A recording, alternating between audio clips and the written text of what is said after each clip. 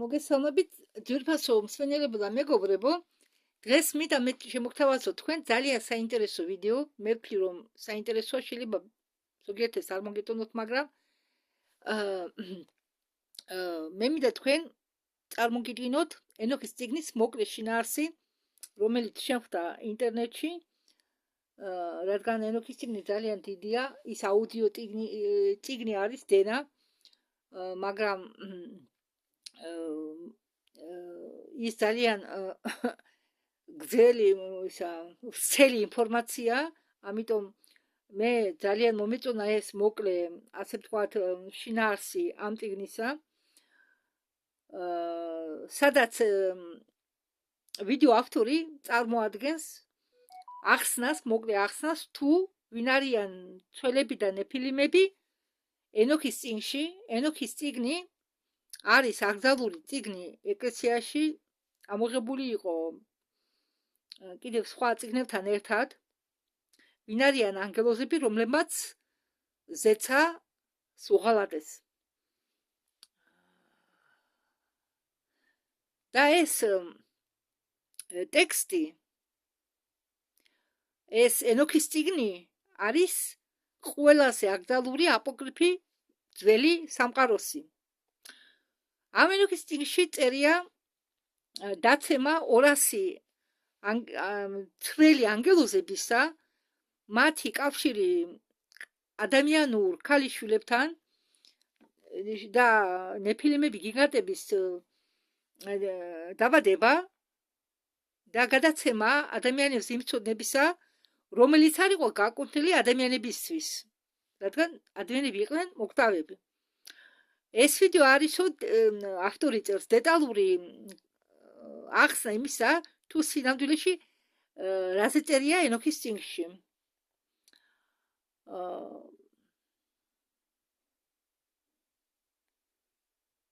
და რატომ იყო აკრძალული ეს წიგნი?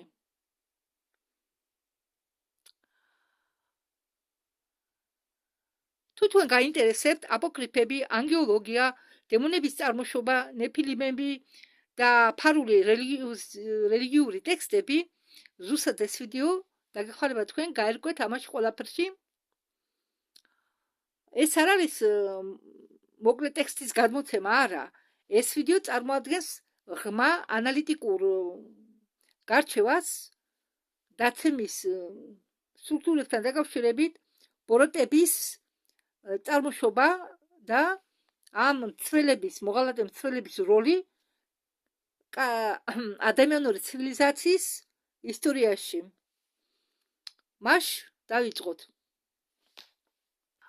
ამ წიგნის, ენოქის წიგნის ტექსტ ეკლესია მალავდა 1500 წლეულების განმავლობაში. ეს წიგნი აკრძალულია, ამოღებულია ბიბლიური კანონიდან, იმიტომ კი არა, რომ სიცრუეს წარმოადგენს, არამედ იმიტომ, რომ ამ წიგნს თვლიდნენ საშიშ წიგნად. ენოქის წიგნი ყვება ისტორიაზე, რომელიც ცვლის გაგებას ანგელოზების დაცემასთან დაკავშირებით, ბოროტების წარმოშობაზე და, როგორც გითხარით ამას წინათ, ყვება თუ რა თონები იქნა გადაცემული ადამიანებზე, რომლებიც მაშინ იმ დროს აკრძალული იყო მოკვდავებისთვის ყველაფერი მაგის ცოდნა, რაც კი არსებობდა ინფორმაცია. ეს ტექსტი ახდენს არა მხოლოდ ჩვეულებრივ დაცემას ამბოხებული სულებისა, არამედ აქ დოკუმენტირებულია იმ 200 ანგელოზების დამცველების ღალატი, რომლებიც ჩამოვიდნენ დედამიწაზე, მოიყვანეს ადამიანების ქალიშვილები, შვეს გიგანტების რასა და გადასცეს კაცობრიობას ის ცოდნები, რომლებიც ღმერთებს დაგეგმილი არ ჰქონდათ მოკვდავებზე გადაცემა. მინდა თუ გითხრათო, რომ ინფორმაცია, რომელიც წარმოდგენილია აქ დაფუძნებულია აპოკრიფებზე, ეგვიპტური და არამეული ხელნაწერებთან დაყრდნობით, უпростоრად ეგვიპტური და არამეული ხელნაწერებზე დაყრდნობით, ისტორიულ და რელიგიურ ტრადიციებზე და ის არ უნდა ინტერპრეტირებდეს როგორც აბსოლუტური ჭეშმარიტება, ან დაყნებული დოგმა, ან ჩამოყალიბებული დოგმა. ჩვენ გავუკეთებთ ენოქის წიგნს ანალიზირებას, უბრალოდ ანალიზირებას ისტორიული მხრიდან. და გავარკვევთ თუ რა გავლენა აქვს ამ წიგნს იუდეური, ქრისტიანული და ისლამურ ტრადიციებზე. აგრეთვე გავარკვევთ თუ მის როლს დაცემული ანგელოზების კონცეფცია, როგორც კონცეფციას დასავლურ ეზოტერიკულ ტრადიციებში. ეს აღწერები წარმოადგენენ არა მხოლოდ თეოლოგიურ კონსტრუქციას, არამედ არქეტიპური გამოვლინება, როგორც არქეტიპური გამოვლინება კაცობრიობის გაგებისთვის. ბოროტებისა, ცოდვისა და იმ ცოდნების შედეგებისა. მათი სიმბოლიზმმა გავლენა მოახდინა 2000 წლეულების განმავლობაში რელიგიურ საკითხებზე, ხელოვნებაზე და ოკულტურ ფილოსოფიაზე. ეს გამოკვლევა არ ნიშნავს, რომ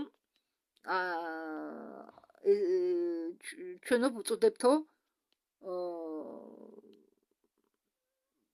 პრაქტიკით დაგავდეთო და არ უნდა იგულისხმებოდეს როგორც ინტერპრეტაცია მოქმედებისკენ. ჩვენ ვიკვლევთ ამ ძველ ტექსტებს როგორც ისტორიული, ფილოსოფიური და სიმბოლური ანალიზი. ეკლესიას რატო ეშინოდა ყველაზე მეტად ამ ტექსტისა. უბრალოდ ჩვენ გვინდათო გავერკვეთო და გავარკვიოთო ნეფილიმებზე, რომლებიც გამოჩენა შეცვალა კაცობრიობის გზა. ეს არ არის ზედაპირული აბზორი, ეს არის სისტემატიური კვლევა ერთ-ერთი აკრძალული ტექსტებისა რელიგიის ისტორიაში. წიგნის მაპატიეთ ენოქის წიგნი წარმოადგენს ტექსტების კრებულს, რომელიც დაწერილია მესამე საუკუნიდან ჩვენ ერამდე, პირველი საუკუნამდე ჩვენ ერამდე ჩათვლით. მე მგონი არასწორად ესე იგი რაც ხდებოდა ჩვენ ერამდე მესამე საუკუნიდან ჩვენი ერის პირველი საუკუნამდე. ეს ყველაფერი მოყვანილია ენოქის წიგნში. ის შედგება 5 მთავარი თავებისაგან, მაგრამ ყველაზე მთავარი ჩვენი გამოკვლევისთვის მცველების წიგნი, პირველი ნაწილი, რომელიც შეიცავს თავებს პირველიდან 36-მდე. ეს ტექსტი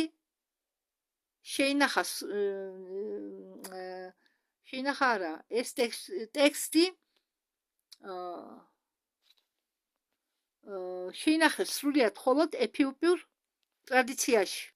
ეფიოპურ ეკლესიაში ის ითვლება კანონიურ წიგნად და წმინდა წერილებად. დღემდეც კი ფრაგმენტები არამეულ ენაზე კი იყო აღმოჩენილი იმ მანუსკრიპტებს შორის, რომელიც ნახეს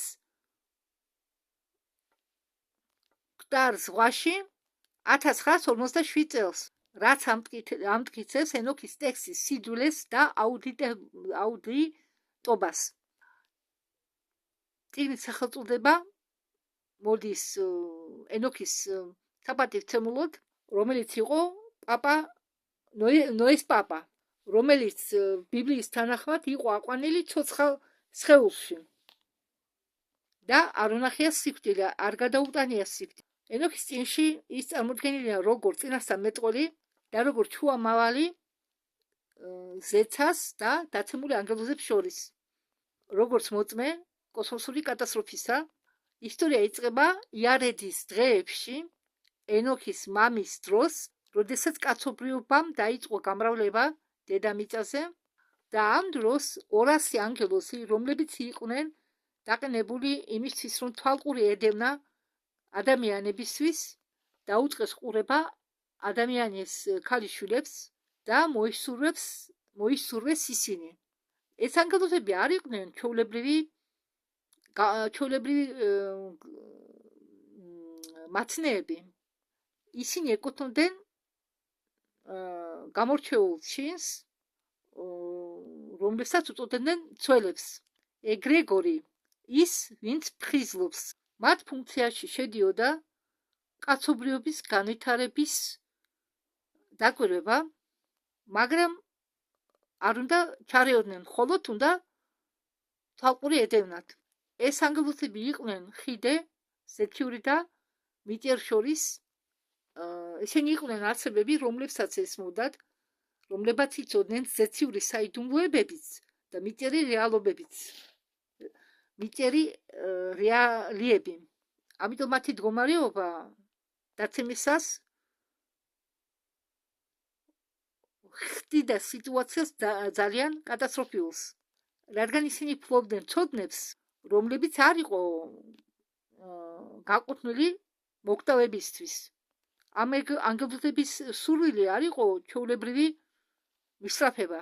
ენოქის წიგნში აღწერილია ამ ანგელოზების მიზეზი, ჩაედინა ცოდვა,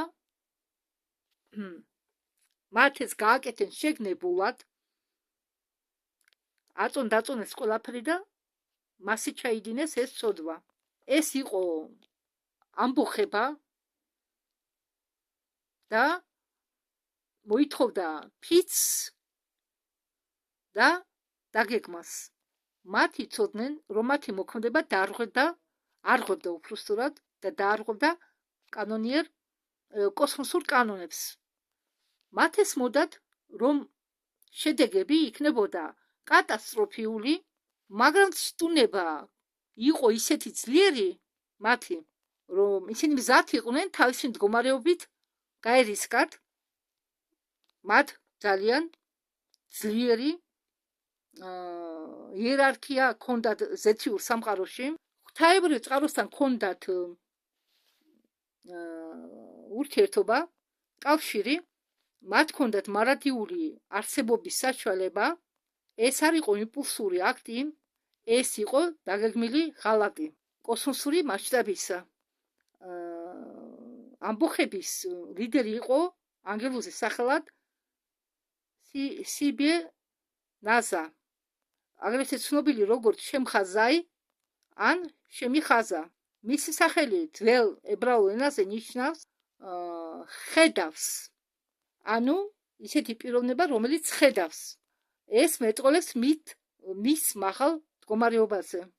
ანგელოზებს შორის სემიანაზი ხდებოდა, რა მასშტაბით ცოდვა უნდა ჩაედინა.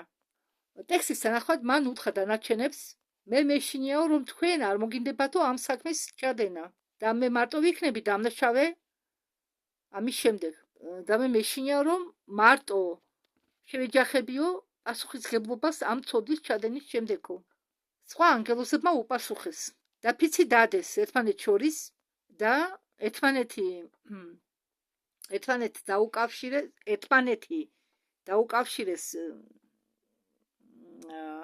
წევლით და დაიფიცეს, რომ ვარც არ იტყოდნენ ამ გეგმის შესრულებისაგან და რომ შეგნებულად ჩაიდნენ ამ ცოდვას. წევლის ადგილი იყო არჩეული სიმბოლური სიზუსტით თა ხერმონი, რის სახელწოდება გამოდის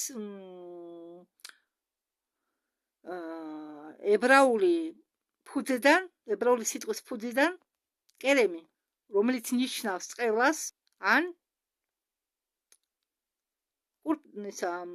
მიძღვნას. დანგრევისაკენ 200 ანგელოზი შეგროვდა თა ხერმონზე იარეთის დღეებში, მაგათმა დააკავშირეს ერთმანეთი ფიცით, რომლის დარღვევა უკვე არ შეიძლებოდა, რადგან და ყოველმა იცოდა, რომ უკან დახევა შეუძლებელი იყო. ისინი ჩამოვიდნენ მიწაზე, ადგილას, რომელსაც ტექსტი უწოდებს არდისი, ხერმონის მთაზე. ეს არის ფიზიკური ჩამოსვლა მიწაზე და სიმბოლიზირებდა კოსმოსურ ინვერსიას. ანგელოზები, რომლებიც იყო შექმნილი გლევას ნისენია, რომლებიც იყვნენ შექმნილი აღმავლობისთვის, მაპატიეთ ამაღლებისთვის, ღვთაებრივი სინათლესთან კავშირისთვის, ჩამოვიდნენ მატერიალურ სიბრტყეში, ცოლად მოიყვანენ ადამიანის ქალიშვილები, ქალები, ანგელოზები და ადამიანების კავშირი არ იყო მხოლოდ ფიზიკური აქტი, ეს იყო შერევა ორი არსებობა, ზეთიური და ფიზიკური მიწერი სამყაროსი, მოკვდავი და უკვდავისი, სულიერი და მატერიალურისა. Ამ შერევის შედეგად оказались катастрофическими для космического порядка. Этот текст называет 20 лидеров восстания. ეს ტექსტი ტექსტი ჩამოთვლის ამ აჯანყების 20 ლიდერს, ყოველი მათგანი იყო ხელმძღვანელი ათეულობებისა, პირველი და მთავარი შამხაზაი, მთელი აჯანყებულების ლიდერი, მეორე არტეკოფი, სახელის ნიშნულობა ნიშნავს ის, ვინც მიყვება, მესამე რემაშელი, მეოთხე კოკაბელი, რომელიც ითარგმნება როგორც ღმერთის ვარსკვლავი და ეს ანგელოზი მოგვიანებით ხალხს შეასწავლის ასტროლოგიას. მეხუთე არმონ ხელი, მეექვსე რამელი, მისი სახელი დაკავშირებულია აღმავლობასთან. მეშვიდე დანიელი, თხოვთ არქეოლოგიურ ბიბლიურ დანიელს, ეს სახელი ნიშნავს იხსნება როგორც ღმერთმა განსაჯა. მერვე ზიკელი, მეცხრე პარაკელი, ღმერთის ელვა, ის შეასწავლის ხალხს ასტროლოგიას. მეათე ასაელი, რომელიც ცნობილია უფრო როგორც აზაზელი, რომელიც დადგება ცენტრალური ფიგურა აკრძალული ცოდნის გადაცემაში. მეთერთმეტე ხერმანი, მეთორმეტე მატარელი, მეცამეტე ანანელი, მეთოთხმეტე სეტაველი, მეთოთხმეტე სამშიელი, მეთექვსმეტე სახრიელი, მეჩვიდმეტე ტუმიელი, მეთვრამეტე ტურიელი, მეთის მთა, რაც ნიშნავს ღმერთის მთას, მეცხრამეტე იომიელი, მეოცე იეხადიილი. ესენი არიან ათეულობის მეთაურები. ამათგან ამ 20-გან ყოველი მართავდა კიდევ 10 დაცემულ ანგელოზს და ქმნიდნენ სრულ ჯარს აჯანყებულებისა. ყოველი მათი სახელი იწონის სიმბოლურად. ძველად, როდესაც სახელს არ ქმნებდნენ, ეს არ იყო მხოლოდ სიტყვის კრებული. არა, ყოველ სახელს ჰქონდა თავისი მნიშვნელობა და სიმბოლური დატვირთვა. ეს ახლა ჩვენ ისე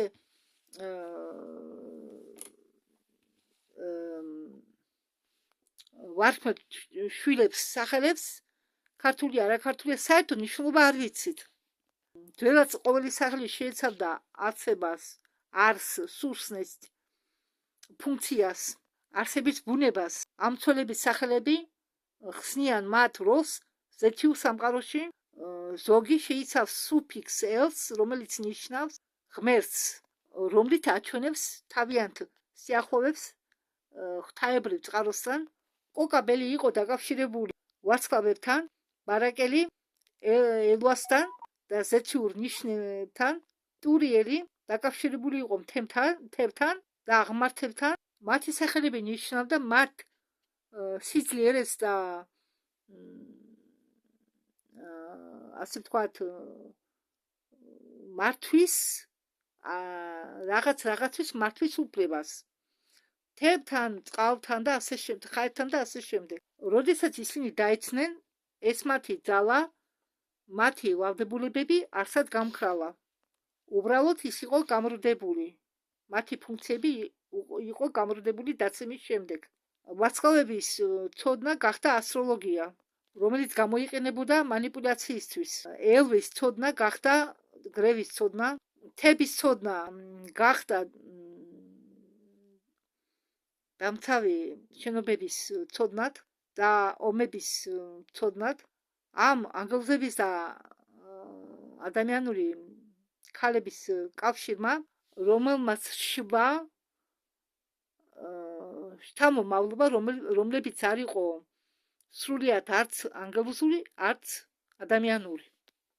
ენოქის წიგნი მათ უწოდებს ნეფილიმებს, ანუ დაცემულებს, ანუ გიბორი, რაც ნიშნავს ძლიერს და მიგდელმა ქალებმა შვეს უზარმაზარი გოლიათები, რომლებიც სიმაღლე იყო 3000 იდაყვი იყო ძველებური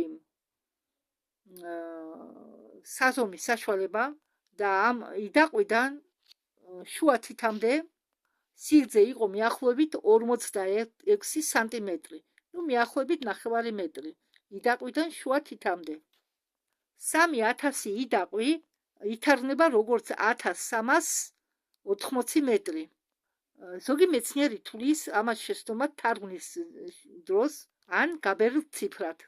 უფრო კონსერვატიული ტექსტი აჩვენებს სიმაღლეს 300 იდაყვით, სიმაღლეს, ესე იგი 300 იდაყვის სიმაღლისა იყვნენ, რაც შეადგენს 138 მეტროს. არის ვერ გავიგე 138 არა, ეს შეცდომაა, ალბათ 1038. ხო, ნეფილიმები არ იყვნენ უბრალოდ გოლიათები. ისინი წარმოადგენდნენ არსებობის ახალ ფორმას, წარმოადგენდნენ ჰიბრიდს, ორი შეუთავსებელი ბუნებისა. მათი ანგელოზური სისხლი აძლევდა მათ არაადამიანურ ძალას, სიცოცხლის ხანძრიობას და უნარებს. მათი ადამიანური სისხლი მათ აკავშირებდათ მატერიალურ სამყაროსთან, აძლევდა მათ ფიზიკურ სხეულებს და საჭიროებებს და სურვილებს, მაგრამ ამ შეუთავსებელმა კავშირმა შექმნა არასტაბილური არსებები, არაბუნებრივი არსებები, რომელიც არ ჯდება არანაირ ჩამოყალიბებულ წესრიგში. ისინი ეს გოლიათები, ეს ნეფილიმები იყვნენ ანომალიები კოსმოსურ სტრუქტურაში და ისინი იყვნენ ცოცხალი მაგალითი კოსმოსური ღვთაებრიობის დარღვევისა. ნეფილიმის აპეტიტი შეესაბამებოდა მათ ზომას. ტექსტში მოყვანილია მოცემულია ინფორმაცია იმაზე, თუ როგორ ჭამდნენ, შთანთქავდნენ ისინი ადამიანების რესურსებს და ხალხს არაფერს უტოვებდნენ. უკვე ხალხს ვერ შეეძლო მათი გამოკვება. გიგანტები ჭამდნენ მთელი რეგიონების შემოსავალს, როდესაც მცენარეული საკვები გახდა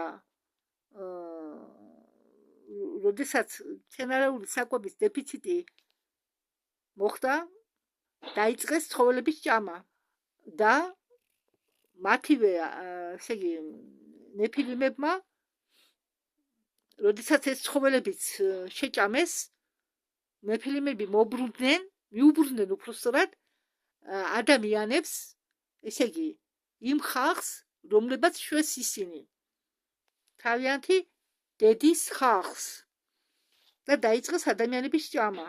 ნეფილიმები გახდნენ კანიბალები და მონადირეობდნენ ადამიანებზე. ნეფილიმების ფიზიკური ძალადობა იყო ერთ-ერთი ასპექტი დანგრევისა, რადგან დაცემულმა ანგელოზებმა თან მოიტანეს რაღაც ისეთი უფრო მეტი საშიში, რაც იყო აკრძალული ცოდნა, აზაზელი ერთ-ერთი ოცეული ლიდერებისაგან. აზაზელმა ითამაშა ცენტრალური როლი ამ საქმეში. ენოქის წიგნი სპეციალურად მიუთითებს მის ცოდვას, რადგან აზაზელმა ასწავლა ხალხს გაეკეთებინათ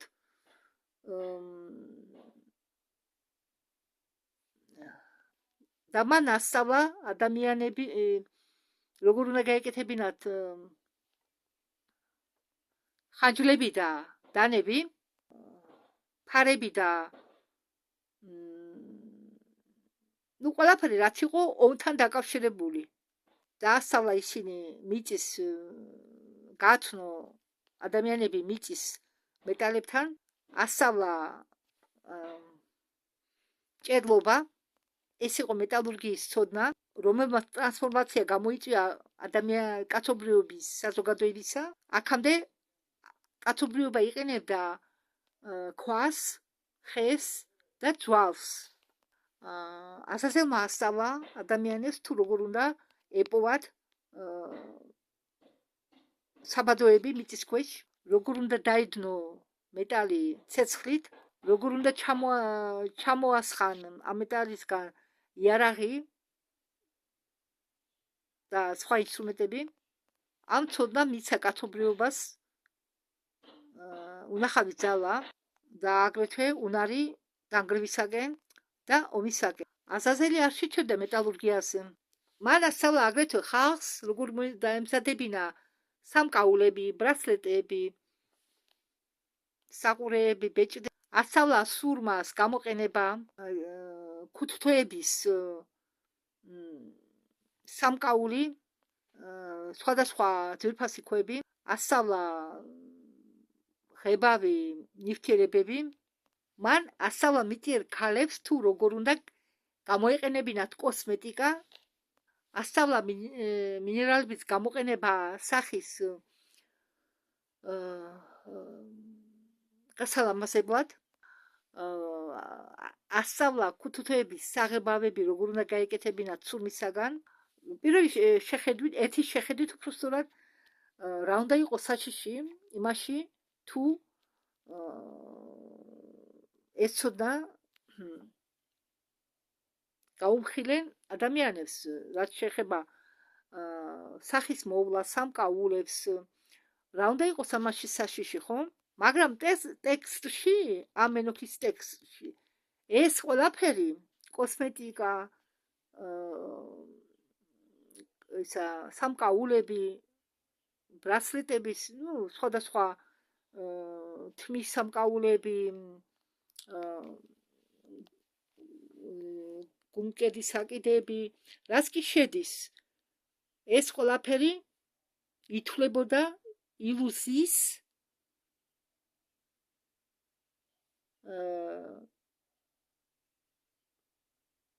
სწავლება. ამას ყველაფერს თვლიდნენ გარეგნობის მანიპულაციად, რადგან ილუზია, ხომ იცით რას ნიშნავს? ესე იგი, მატერიალურ საშუალებებს ასწავლეს ქალები, გამოეყენებინათ მატერიალური საშუალებები იმისთვის, რომ მოეტყუებინათ სხვა, ანუ მამაკაცები. ეს ჯერ ყველაფერი ხდებოდა ზედაპირულად. ხომ გესმით, მე მიკვირს რა იყო ხომ საშიში იმაში თუ ქალი გალამაზდებოდა, შეიღებავდა, არა. ეს ყველაფერი ინახავდა თავში რისკებს. იმიტომ რომ ახლა ხომ ხედავთ, მამაკაცები ინტერნეტში ისე შეიღებებიან, ქალი გეგონება ვერ გააჩევ ქალისგან თუ არ იცი რომ ეს მამაკაცია. ეს არის მოტყუება. ეს ახლა ხუმრობით აკეთებენ ამას, მაგრამ ადრე ამას ქონდა დიდი მნიშვნელობა. ანუ ქალები ამას ყველაფერს სწავლობდნენ იმისთვის, რომ მოეტყუებიათ მამაკაცს. ანუ შეექმნათ ილუზია და ეს კარგი არ არის სასაკვირველია. ჩვენ დღევანდელ დღეს, თანამედროვე დროს, ამას ყველაფერს აღვიქვამთ, როგორც ჩვეულებრივი ამბავი. და იმაში, რომ ქალი კოსმეტიკას იხმარს, ამაში ცუდი არაფერი მიაჩნია თანამედროვე ადამიანს. და რატომ იყო ეს საშიში? გარეგნობის ყურადღება, გარეგნობის მიმართ, გარეგნული მოვლის კულტურის მიმართ ადამიანებს აშორებდა სულიერი სილამაზის აღთქმას. ართმევდა დროს, ყურადღებას იმისთვის, რომ მიეხედა კი არა, ესე იგი, რომ არ მიეხედა, უბრალოდ არ უყურებდა ის, მას არ ქონდა თავი იმისთვის, რომ სულიერი სილამაზე ჩამოეყალიბებინა. ის ყურადღებას აქცევდა გარეგნულ სილამაზეს. ხო, და შედეგი რა მოყვა ამას ყველაფერს? ქალებმა დაიწყეს პროსტიტუცია, რითაც ცოდავდნენ. აზაზელის ცოდნა მოუტანა ადამიანებს მორალური დაშლა და იმ საშუალებამ, რომ აზაზელმა ასწავლა ხალხს როგორ შეიქმნათ იარაღი, ადამიანებში დაიბადა ომის კულტურა. ესე იგი, სამკაულების ხელოვნება შვა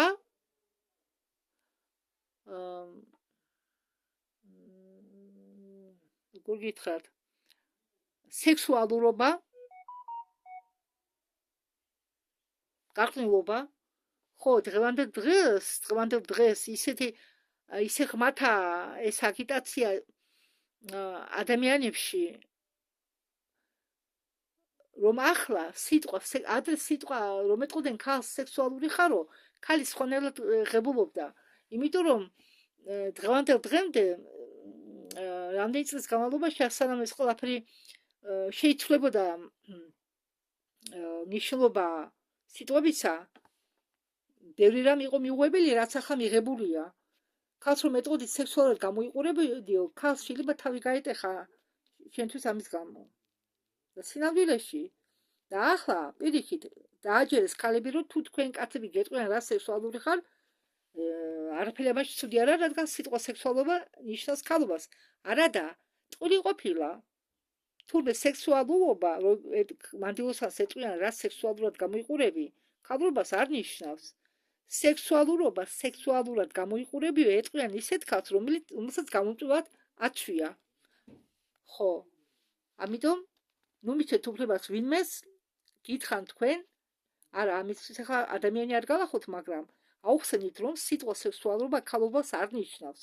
სიტყვა სექსუალურობა ნიშნავს ქალს, რომელსაც გამოიყურება სექსუალურად, რომელიც მრუშობს. ხო, იმიტომ გამოიყურება მასე, რომ კაცს თავი მოაწონოს, შეახარბოს. მაშინდელი კაცობრიობას არ ჰქონდათ სულიერი სიმტკიცე, რომ საკეთილდღეოდ გამოეყენებინათ ეს ცოდვები. და კიდევ ამის გარდა კიდევ სხვა აკრძალული ცოდნებიც გადასცეს ადამიანებს. სემია ზადი ან იქ მაგას ბევრი სახელი აქვს, ვინცა ყველაზე დიდი ლიდერი, დიდი მეთქი, ყველაზე მთავარი ლიდერი ამ აჯანყებისა, ასწავლა ხალხს, ასწავლა მაგიური წყევლა, აგრეთვე ძირების ამოჭრა, ანუ ასწავლა ადამიანებს როგორ უნდა გამოეყენებინათ სცენარები მაგიაში, შავ მაგიაში. ესე იგი, უხილავი ძალებით მანიპულაციის ხელოვნება, რიტუალიც, წყევლაც, ჯადოც ამ კონტექსტში მაგი არ იყო უვნებელი კონტექსტი, ეს იყო რეალობის შეცვლის ტექნოლოგია, როდესაც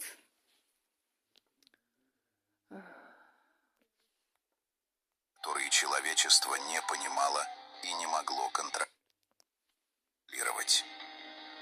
Это было знание, которое давало власть, но требовало цен. მაგრამ ითხოვდა ფასს არმა როსმა, შემდეგ ერთ-ერთ ლიდერმა ასწავლა ხალხს ჯადოების გაკეთება, თუ სიმეზანმა ასწავლა როგორ უნდა შეექმნა მაგიური ეფექტები, არმა როსმა ასწავლა თუ როგორ უნდა გაექმებინა ეს მაგიური ჯადოები. ასწავლა თუ როგორ უნდა დაეცვა ადამიანებს თავი ამ ჯადოებისაგან, ასწავლა თუ როგორ უნდა დაეშალა მაგიური ბეჭდები. ბარაკალმა ასწავლა ვაცხოვებზე თვალყური ედევნა, ანუ ასწავლა ასტროლოგია. ძველ დროში ასტროლოგია არ წარმოადგენდა გართობის საგანს, როგორც დღეს ჰოროსკოპს უწოდებენ. ეს იყო წმინდა მეცნიერება, ეს იყო გაგება იმისა, თუ ზეციური სხეულები როგორ გავლენას ახდენდნენ მიწაზე, მოვლენებზე და აჩვენებდა თუ როგორ გავლენას ახდენდა პლანეტები და ვარსკვლავები ადამიანის ბედის ჩამოყალიბებაში.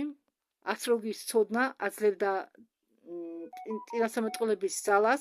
იეზეკილმა ასწავლა ხალხს ღრუბლების ცოდნა. ეს იყო მეტეოროლოგია, ანუ ამირის პატერნების გაგება. წინასწარმეტყველებდნენ წვიმას,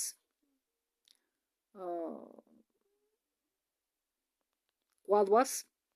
აგრარულ საზოგადოებაში ამის ცოდნა იძლეოდა ძალას, რაც იძლეოდა საშუალებას თესვები დაიგეგმათ, ეწინასამეტყველად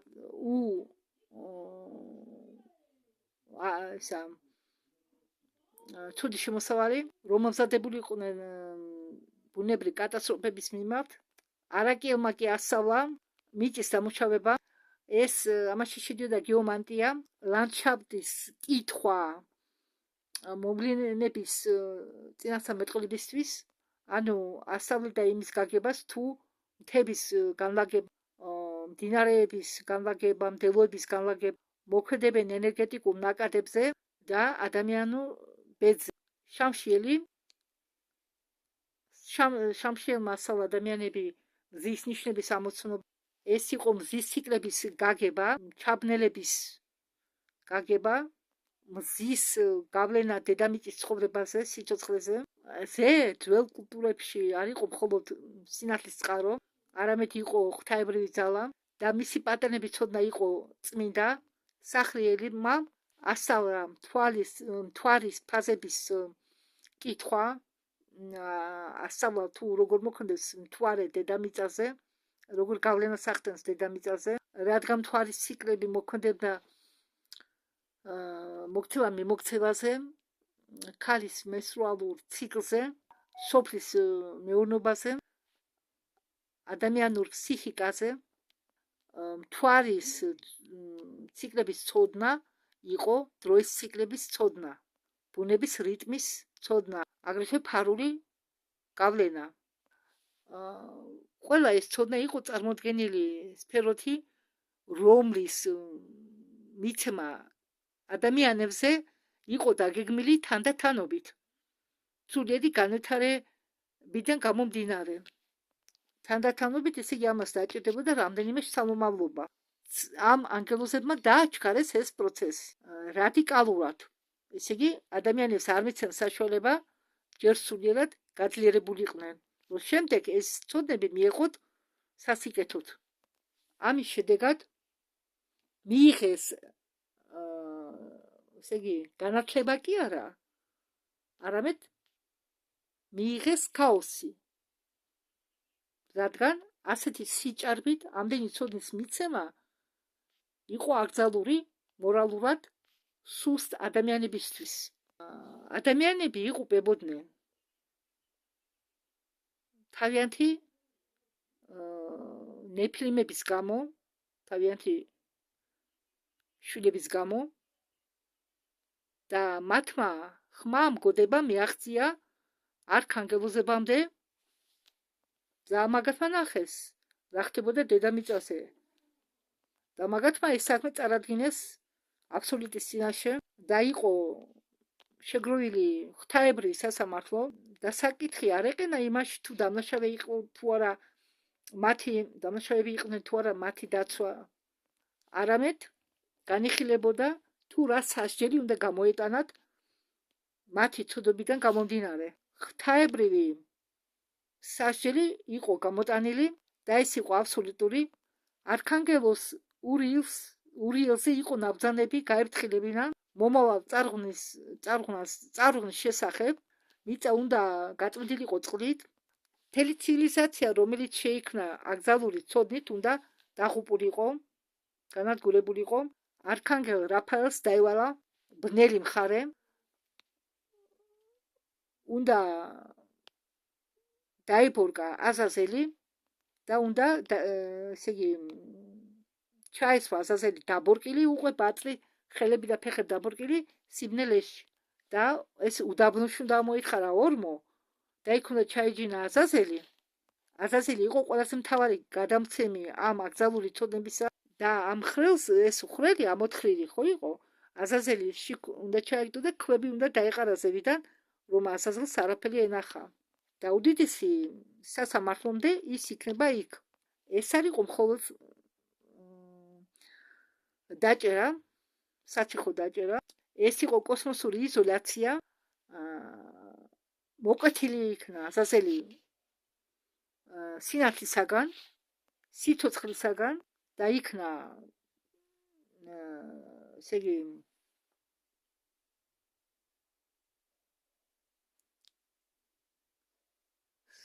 იქნა ჩამარხული სრულიად სრულ სიბნელეში ყველაფრისგან მოწყვეტილი და არხანგელ გაბრიელს ჰქონდა ამოცანა ნეფილიმები უნდა გაენადგურებინა წადიო არაკანონიერ დაბადებულებთანო და გარყინულობის შვილებთანო და განადგურეო მცველები და ადამიანების შვილები ეს ნეფილიმები წააქესიო ერთმანეთის წინააღმდეგ რომ ერთმანეთი ამოხოცონო ესე იგი გაბრიელს უნდა ეძულა ნეფილიმები ერთმანეთის წინააღმდეგ შეებრძოლათ იქამდე სანამ ერთმანეთს არ ამოხოცავდნენ მათ ჰიბრიდულ ბუნებას არ ქონდა ადგილი ჩვეულებრივ ბუნებაში შეუძლებელი იყო მათი გადარჩენა ისინი უნდა ყოფილიყვნენ განადგურებულები მოდით ახლა მე აგი დიდია ერთი 3 ვიდეო გამოვა მეტი თუ არა მე ერთდღიანი ვიდეო მაქვს ჩართული და 11 საათის ვიდეო გამეთიშება და მინდა დრო დამჩეს რომ ეს ნაწილი ავტვირთო დღესვე ამიტომ ცოტა მოსასმენათაც რთული მისაღებია ეს ამიტომ ეს ნაწყვეტი რომელიც მე ხა გადავთარგმნე საკმარისი იქნება იმისთვის რომ თქვენ შეეგუოთ იმას თუ რისი მოსვენა მოგიწევთ კიდევ შემდგომში ამიტომ მე შევჩერდები ამას ახლა ავტვირთავ და როდესაც ჩავთავ კიდევ ინტერნეტს ნაწილ-ნაწილებად გადავთარგმნი და ავტვირთავ მე მგონი უკეთესია ეს მოკლე ნაწილებად რომ დავდო ადვილი აღსათხმელად მადლობა ყურადღებისთვის